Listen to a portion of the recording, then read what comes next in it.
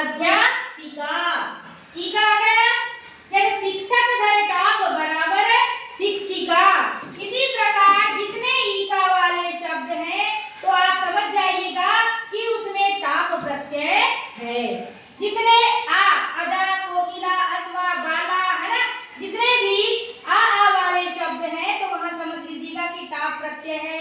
ईका वाले शब्द हैं तो आप समझ लीजिएगा कि वहां टाप प्रत्यय। हमको पुल्लिंग से क्या बनाना है, स्त्रीलिंग बनाना है। अब दूसरा है हमारा ड़िप प्रत्यय। कौन सा प्रत्यय, ड़िप प्रत्यय। तो इसका ई शेष रहता है। इसका क्या शेष रहता है, ये ड़िप मतलब इंग है, ये इंग है ना, ड़िप, ड़िप प्रत्यय। तो इसका ई शेष रहता है ड़िप, ड़िप, और इसके बाद हम पढ़ेंगे डिस, है ना। तो ड़िप प्रत्यय का ई शेष रहता है। तो देखिए पहला इसका ऋकारांत एवं नकारांत पुल्लिंग शब्दों को स्त्रीलिंग बनाने के लिए ड़िप ई प्रत्यय लगाते हैं। तो देखिए ऋकारांत जिसमें री की, र की मात्रा लगी हो, है ना, और नकारांत जिसमें न लगा हो, समझ गए। तो देखिए उदाहरण हमारा है दात्र धन ड़ीप बराबर दात्री। ई का उच्चारण हुआ कि नहीं, दात्री, ई शेष है, दात्री, ई, दात्री, है ना, ई शेष। फिर धात्र धन ड़ीप बराबर धात्री।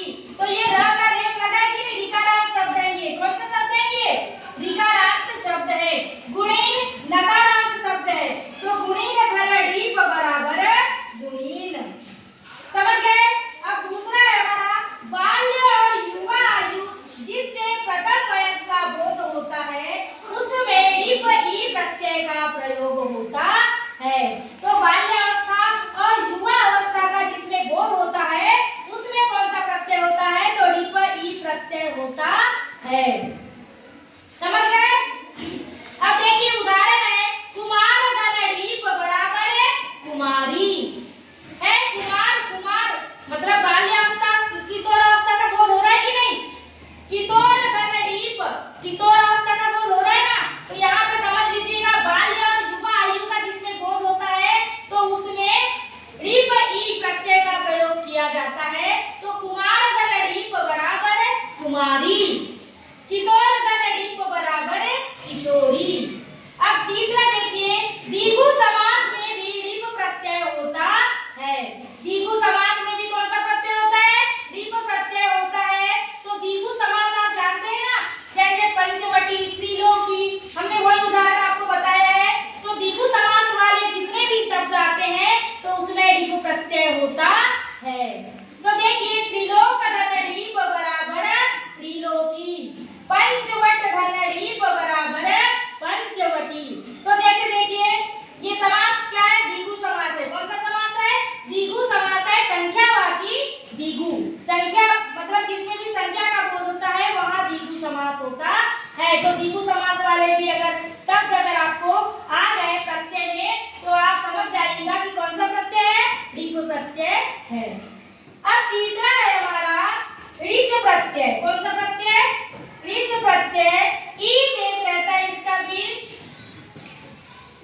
ऋष प्रत्यय का ई शेष रहता है। जातिवाचक अकारांत पुल्लिंग शब्दों के बाद स्त्रीलिंग बनाने के लिए ऋष प्रत्यय जोड़ा जाता है। तो जातिवाचक, कौन सा वाचक, जाति से संबंधित, जाति से संबंधित जिसमें ये प्रयोग हो तो वहां पे कौन सा प्रत्यय होगा, ऋष प्रत्यय होगा। और अकारांत पुल्लिंग, अकारांत पुल्लिंग, अकारांत प्रत्यय बताया था।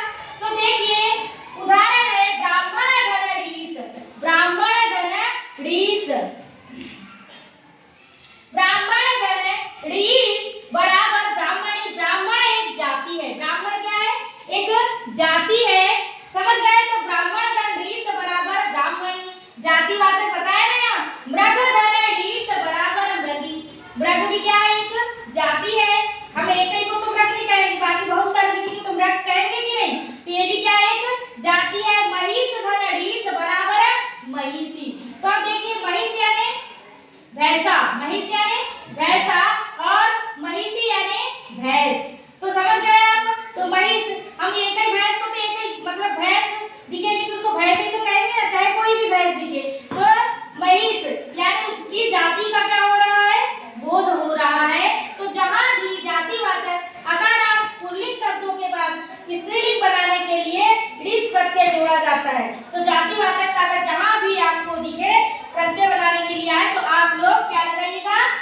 प्रत्यय